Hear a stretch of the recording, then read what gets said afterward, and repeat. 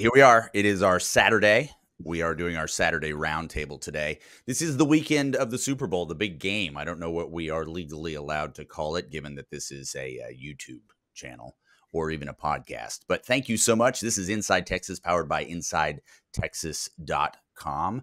I'm here with our esteemed colleagues. We've got Ian Boyd, Eric Nalin, and our esteemed Justin Wells.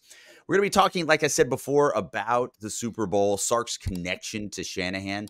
But before we do, let's talk a little Texas football specifically. And we're bringing that over to our friend Eric here, who's going to give us a little bit of insight on spring ball. Primarily, Eric, what we want to see out of spring ball. What are some of the things that we should be looking for in spring ball that would make us a little bit more confident going into the season? Yeah, I think the first thing is replacing leadership. Who becomes the vocal leaders? There's a lot of talent that needs to be replaced up the middle of the defense. You've got the defensive tackles. They lost 2 there to the NFL. They're replacing them with guys that are not like for likes. There's a different play style. These guys have different strengths than T'Vondre Sweat and Byron Murphy. You got to replace Jalen Ford. How comfortable does Anthony Hill become in that role, or does it become Kendrick Blackshire? You got new faces at safety. They're really young at safety. So those are the things I'll be looking for on defense. I think offense is going to be perfectly fine, even though they'll be trying to assimilate new weaponry at receiver, including tight end. I'm not worried about the offense one bit. I do think the defense is going to have a lot of questions that they're not going to be answered in the spring, but we might start getting some hints about what the answers will look like down the road. Justin, you've obviously, as our lead recruiting expert here, what are some of the new guys coming in that are already on campus that you're maybe excited about seeing how they perform in spring ball? Woo, that's a great question. Thank you. Lucas, that's why you're the man. That's a great question. I'm excited about a lot of guys, and too many to name. But guys that jump off the page real quick. Colin Simmons, sure, Mr. Pass Rush. The eater of the quarterback. I want to see what he's going to be able to bring in his freshman year. The expectations aren't too much coming in because they've got edge guys, but I want to see how he assimilates to the college game. And spring ball is the perfect platform for him to do that. Kobe Black, 6'2", 200 pounds, the new prototype, NFL corner. I want to see how he gets in the mix and things of that sort. Brandon Baker. Every time I ask sources about, what they're looking like in the underwear Olympics right now, Brandon Baker's name is mentioned. He has a very high upside with athleticism. Obviously, he's got to get stronger, just like any freshman coming in. Jarrett Gibson, that dude put on some muscle in his senior year, and he got, I think Tashard Choice has a type, and Jarrett Gibson kind of fits in that mold, and so I'm curious there. Ryan Wingo, this dude is running over 21 miles per hour during workouts. And that's in a pretty good size body, 6'2", 205, maybe a little bit, maybe 210, 215 by the time spring ball rolls around. I want to see what he looks like. And so that's a loaded question, LC, because I'm excited about a lot of these guys. And that's the beauty of spring ball is you get to really see who could contribute early as freshmen and who might need a year or two of seasoning. How much emphasis should we put as a fan base on spring ball? I mean, because the introduction, especially those incoming freshmen, this is going to be a major gear shift for them. I mean, obviously, if somebody goes in there, they're dominating spring ball, that's one thing. But do we immediately associate somebody that's struggling a little bit with maybe they need an extra year? Or how should we look at that as a fan base?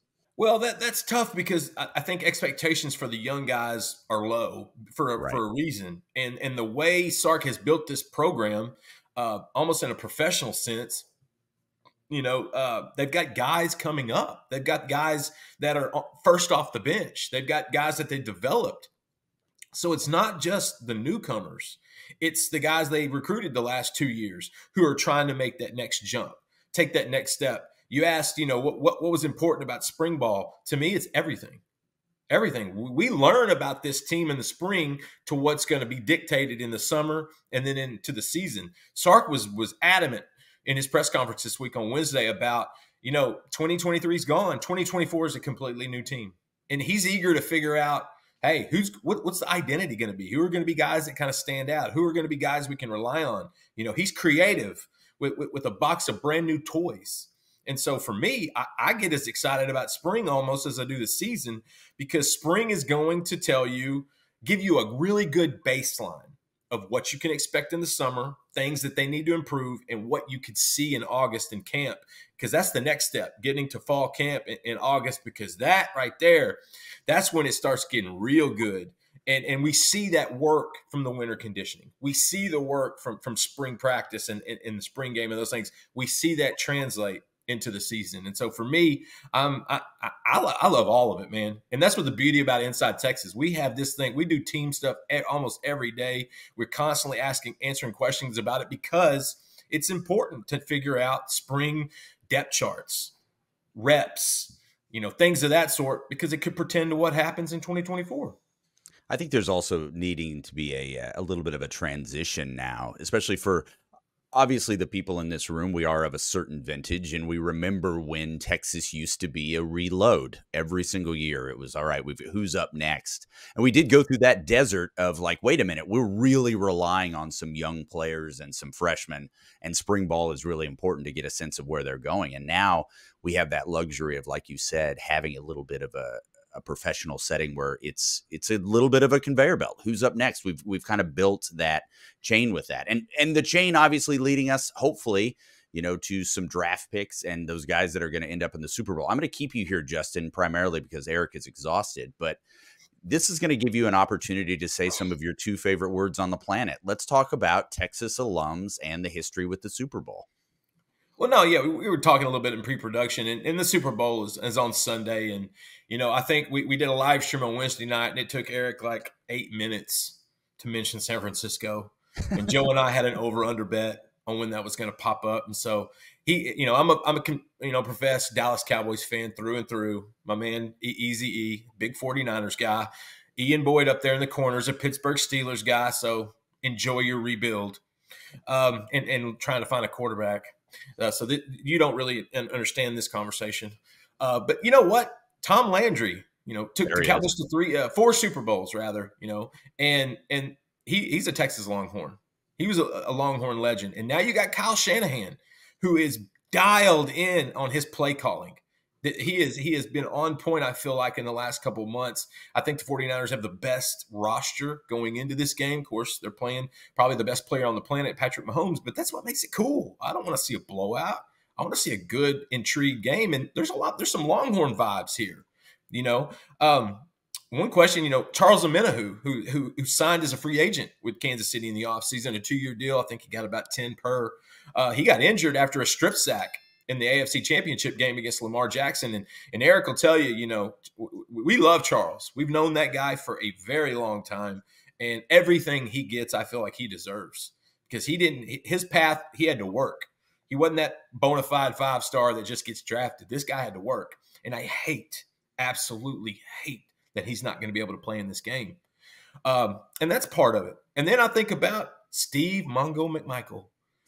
Getting into the NFL Hall of Fame yesterday in that senior advisory class, and playing on the Chicago Bears, being one of the stalwarts on that defensive line of the 85 Bears, one of the best defenses of all time. I think of that. And then I also remind myself, because I get this question at least once a year, why didn't Texas offer Patrick Mahomes out of high school? Well, that's a real loaded question with lots of angles. But the truth is, I love that there's a Texas vibe in the Super Bowl. I love that. And we're going to see in the next couple months, 6 guys probably going in the first 2 days of the NFL draft. And as we like to say at Inside Texas, nothing sells your recruiting program like that NFL draft. And so that's how I like to always kind of correlate a little bit of Texas Longhorn with a little bit of relevancy. And that Super Bowl is super relevant. We got a party coming on over here. Bring your friends, have a good time, BYOB. But I'm looking forward to the game. I'm looking forward to seeing how Kyle Shanahan operates. I know he's trying to get that Super Bowl win. I believe he was with the Falcons the last time they had came through there. And we all know what happened there, when New England had that legendary comeback, and that's got to sting a little bit still. And so There's just so many, I think, so many Texas ties to that big game on Sunday, and to me, that makes it fun. That makes it fun at Inside Texas because we can merge the two, and nothing. I'm telling you, sign up for Inside Texas just for the food thread, because the things we learn about what people are eating on Sunday for the big game is nothing short of fantastic. And I have ripped off many recipes that have been phenomenal. And so if I'm a fan, I'm signing up for Inside Texas just for the food thread.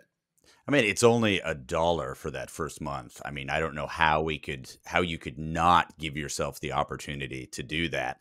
I do have a question for you guys, and this is just a little off topic. You don't necessarily have to answer, but have you ever been injured? If you have, you may want to call our friend Andre the lawyer. Now, Andre is located in Dallas, Texas. He helps injured Longhorns with car wrecks, slips and falls.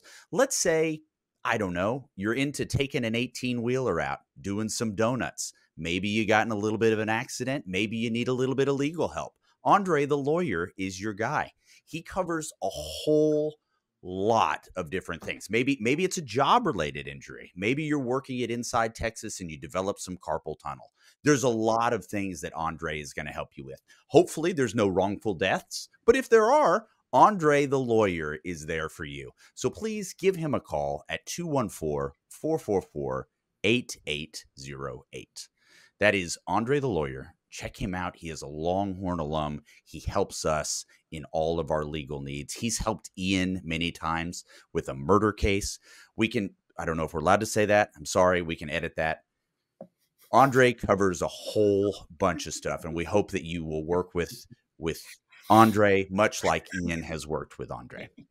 Ian, let's go over to that case. We don't have to talk about the case. I know that you're limited in somewhat of your abilities to discuss these things, but I have no further comments. Oh, that's fair. Okay, let's just talk maybe about Shanahan and Sark. What kind of connection do those two have in terms of maybe style, haircut? How do those two connect? Well, yeah, Sarkisian replaced him at Atlanta. Shanahan went from the 28-3 debacle to being the head coach of the 49ers, and Sarkisian replaced him. So he inherited, the playbook, the film, all the players that Shanahan had been coaching. I don't know exactly when their friendship and work together began, but they clearly have a connection now and work together. And you can see Sark clearly knows the Miami guys. He talked to them when he hired Kenny Baker. He uses plays from the Miami playbook at Texas. He has a lot of similar philosophies to Shanahan. They're both guys that want to be able to run the ball at all times, even though they're both very eager to fling the ball down the field and generate explosive offense, both into matchups. Both like to play. There was a big Wall Street Journal article about how Shanahan has been at the cutting edge of the NFL for, instead of spreading defenses out, he plays all his players up in tight. And part of that is that he wants to be able to run the ball. He's got this amazing tight end. He's got that amazing fullback, which no one else has anymore. And Sark actually does that some as well at Texas. Texas is one of the least spread out teams in college football. They also will bring guys in tight, or at least play them tighter than, like Oklahoma or some of the more uber spread teams. So they clearly talk to each other. They share a lot of thoughts and influences on the game. And there's almost like I kind of made this point in an article this week. Shanahan is kind of like Sarkisian in the direction he's trying to take Texas in, where the coordinator has all this control over the game through play calls. And everything is designed for him to dial stuff up for his quarterback. So you see that with Shanahan. He went to the Super Bowl with Jimmy Garoppolo, who's not like a legend, right? And now he's coming back with Brock Purdy, who is good, underrated in some circles, but not Patrick Mahomes. And then in Patrick Mahomes, you have almost like the previous era of Texas football. They're let's get an amazing athlete, generational talent at quarterback, and then give him a ton of freedom in a spread set to just dominate the game on his own. If the coordinator can give him stuff, that's great, but the quarterback is going to control this game. That's how the Chiefs do things. That's how Texas did it with Vince Young and Colt McCoy. Can't really complain about how well Sarkisian is doing at Texas, but I actually kind of like that other way better, especially with the quarterbacks you get at Texas. But who's going to complain when Sark has got Texas where they are? It's obviously working. So Quinn's not nearly the playmaker though as those guys. He doesn't seem to feel the game like those guys. Now Arch is more of a playmaker. I bet you'll see some of that freedom, don't you think, Ian? Yeah, well, we'll see. Arch will challenge that on a couple levels. One is like, he's a Manning, and the Mannings are famous for controlling the game not through like running around, but through audibles and their mental powers. So there's that, and then Arch obviously is also a little closer to Colt McCoy as an athlete. So there's that angle too. Right. I don't know how that's gonna. I'm very interested to see how that gels with Sarkisian's style. I would love to get a little bit of clarification from you, Ian. So your preferred methodology here is finding a generational talent and letting them loose, as opposed to developing a consistent system where we can have a little bit more plug and play. Exactly. Okay. Yeah. No, I could see that as being a little bit more mercurial. Would you rather? I mean, it's Texas. Uh-huh. We can say like, oh well, you need a generational quarterback. Well, they're freaking everywhere. Well, then what? That's not a generational quarterback if they're everywhere. I wouldn't say they're everywhere. I mean, but everybody calls them. Everyone calls Johnny Football a generational quarterback. Sure. Everyone calls Patrick Mahomes a generational quarterback. RG3 got that title. Baker Mayfield, Andrew Luck. Well, we're getting really loose with that whole generational term attached to a quarterback right now. Yeah, I get it. I mean, Vince Young was generational. I don't know about Johnny Manziel and Robert Griffin. I don't think they were ever tagged generational. Patrick Mahomes is going to go down as one of the best quarterbacks of all time in the NFL, and he wasn't even a generational college quarterback. So all right. So this is a fair question then. Given Ian playing absolutely fast and loose with the definition of here, what is a generational? What are the qualities for you, Ian, that would describe a generational talent at quarterback? Well, just forget the word, right? Because that's the term that other people have applied, and then I'm saying those guys. I'm saying exactly what you're saying. They're actually common in Texas. These guys that can dominate a game. You're right. With their athleticism and their arm and their mind. I want the guy that is an athlete who's smart, and you just put him in space and let him go be point guard. I love the guy. I love how the guy that makes a living selling X's and O's by the day is saying, screw these X's and O's, just get somebody that gets it done. I was wondering when that was going to come full circle. Well, I guess, I mean, it makes a lot of sense. It's counter programming, right? Ian can say like, no, wait a minute. You don't want your quarterback running all over the place like a water bug on a lake. They need to have some structure. So I could see how this might actually be good marketing for him. But also Ian made here's a point for Ian too. With Patrick Mahomes, nobody was labeling him that until his second year in Kansas City. Like it was always, I think they went a little too, Texas Tech, he couldn't win there. They had a losing record rather. Listen, you know as well as I do that was always complete nonsense. It was, but there was only a few people like us that actually were proclaiming that. You should put up our tweets from 2012 on that guy because we all talked about him. I talked to him a lot. Justin knew him well. Texas Tech got him because they were the one team that prioritized him. Tech and Oklahoma State were the two that wanted him, and that's about it. Texas was all in on Gerard Hurd because he was that generational talented athlete, right? Yeah. The problem with the generational talent thing is that if it's a generational ability because of their processing, that's one of the hardest things there is to evaluate.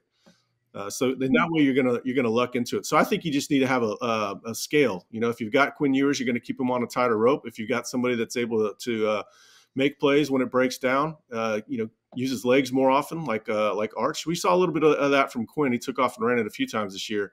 But as far as making plays behind the line of scrimmage, like Bryce Young, that guy made most of his plays because it broke down, but he stayed behind the line of scrimmage, kept his eyes down the field. I think you're going to see more of that from Arch for sure. But there has to be a scale because not every quarterback is going to be able to do that. But they could if you recruited guys like that. And nobody's going to turn down Quinn Ewers to say that they can take a little water bug that's back there making plays like Baker Mayfield. I know, but Mac followed the reasoning you're laying out. And that's why all these guys that were like, why didn't that guy go to Texas? That's why. It's because he didn't want to miss out on. Well, I mean, I still wanted Patrick Mahomes. You can have it both ways. You just have to evaluate the right guy. I mean, you can have a guy that's one cycle is going to be perfect within your structure, but that guy's not always going to exist. That's a generational talent that can get it done on his own. Now, I remember when Tom Herman got to Texas, who was the little guy that he had at Greg Ward, right? That guy saved his butt a whole bunch of times. We mentioned it on Inside Texas when Herman got hired that, hey, look, he's got his playbook and all that, but we've got a source at Houston that says that Greg Ward saved them more times than they care to admit. So that you got to have guys like that too, but you're not always going to find them. They're not nearly. I don't think they're as common as you think, Ian. Well, apparently they are because we just named LC. This is what happened. Okay. Everybody looked at the stats, and the guys before Mahomes, guy after guy at Texas Tech, would throw for 4,000 or 5,000 yards. Right. So then when Mahomes did it, it was like, well, it's Tech. That's just what happens. And no one really watched the game. When you watch the games, though, you'd be like, this is not what it looked like when Sonny Cumbie was back there. This is not what it looked like when Graham Harrell was back there. This dude is doing things we've never seen before. Mahomes was an obvious miss. I mean, he was awesome at baseball. He was awesome at basketball. I mean, to me, he was a glaring miss. He was that guy that's good at every sport, which that usually translates to having that ability behind the line of scrimmage to make plays, extend it. He just sees the game. His spatial awareness is uncanny. He showed that in every sport he ever played. So that was a huge miss. Now, who's the next one? Ian, we're going to start looking at 2025 tape. I want to know who's the guy that has it. That's really the question, because if you look at KJ Lacey does fit in this mold. I do agree. I agree, KJ Lacey. And Sark took him. Sark took Quinn and Sark took Arch. Everybody, they're on varying degrees of the scale because Sark can still dial it in through his playbook and his joystick ability. But we haven't seen him yet with a guy that can really get it done on his own. He had Bryce Young, but look, Mac Jones was on a string. But Mac Jones made some plays with his legs at times too. You can win with both, but you're not always going to have that guy that sees the game at a higher level in every cycle. You're not going to be able to find him. Maybe there's one or two. What are the chances that Texas gets that guy every cycle? It's not going to happen. Well, and one of the reasons they're not available every cycle is because they're generational talents. That's the way that definition works. It's the hardest thing to evaluate is the head. That's that's why there's so many busts all over the place, and it doesn't matter what position it is. It's also why 50% of starting quarterbacks in D1 feel like they've gone through the portal and are at another school just because of the miss factor. Well, didn't quite get a chance or didn't quite fit in this system. And it's like if you look across the board, a lot of times they miss on the quarterback that they kept too. So that tells you how hard it is. But isn't this the argument for having such a stable system where you can bring in a quarterback that you're maybe a little bit unsure of the mental eval. Now you've got 2 seasons or a season to develop and understand where this kid is on it from a mental aspect. And you're not putting your season at risk in order to do that. I mean, that's how Sark thinks, obviously. That's how Shanahan thinks to some extent. They want to be in control. They have it all mapped out. They know how to make it work. And if they can just get the guy that will do what they want them to do, then it'll be great. Well, they tried to get the freelancer in Trey Lance, right? I wonder how much Shanahan fought against. That was a terrible draft pick. We said it. Now he's a backup in Dallas. I mean, he had some bad injury luck, but it wasn't what the roster needed. Get the guy that can get the ball to the pieces. But even Patrick Mahomes has one of the best play callers of all time right behind him in Andy Reid. Yes. When they get backed up and in a pinch, Andy Reid just pulls something out of the hat. So you need both. It's not just Mahomes freestyling all the time. He does a lot. There's something about it though too, beyond the fact that like Texas won with Vince Young and Colt McCoy, formational years for me as a Texas guy. But there's just something more Texas about having like a gunslinger back there, just like running around and shooting things up, than trying to be like really structured. It just Manning's going to do more of that. Manning will do some of that. He's got more slinger in him than Eli, for example. Yeah. Well, I honestly can't wait for the Arch Manning era. I can't wait to see how fast he runs, because when he was outrunning DBs in that spring game, I'll be honest, I watched Arch as much as anybody in high school, and I didn't see that button on the controller. Yeah, well, we reported that that's both good and bad. It's bad for your safety, and we saw that with the safeties. We saw that with Jaron and Jalen. I can definitely wait for the Arch era because Quinn's going to do really well. And I want to see Sark win with all different types of quarterbacks. I think he's got that ability. And KJ Lacey is probably the most playmakerish of the guys that he's taken. Hudson Card had the ability, but not the processor. He had the athleticism. Casey Thompson had some of that athleticism. And just, I don't think those guys saw that game at the level that you truly need. So it's a lot more than just being an athlete. And even, for everything I've just said, I think Trey Owens is really good. And I wouldn't be shocked. That goes again. I understand what Sark is doing, and it works. It's worked for him in the past. You're right. Put the structure in place, and if the guy can break down and make plays, then let him do that too. Stylistically, and for Texas in particular, I like this other style. You're talking brand, Ian. You like it from a brand perspective. I think it's a little better too, but they both work. Right. I get it. You like to sit and watch the game and be terrified that something horrible is going to happen, or you might just see magic. I appreciate that. That actually makes watching the game a lot more fun. I can understand that. Thank you, everybody, for participating in our Bag on Ian episode, wherein he demonstrated some really false logic. There's just no two ways about it. And I'm going to mute his mic right now, so there's no way that he can possibly create a rebuttal. Well, don't forget, Lucas, he's got charges pending. He has a lot. He just had another child. Ian has a lot on his plate. That's fair. Let's be real. This is a nice little respite for him, and we shouldn't take away. We got that Andre the lawyer number handy there. Okay. Thank you all for checking in on us on our Saturday. We hope you guys have an amazing Super Bowl weekend. Hook 'em.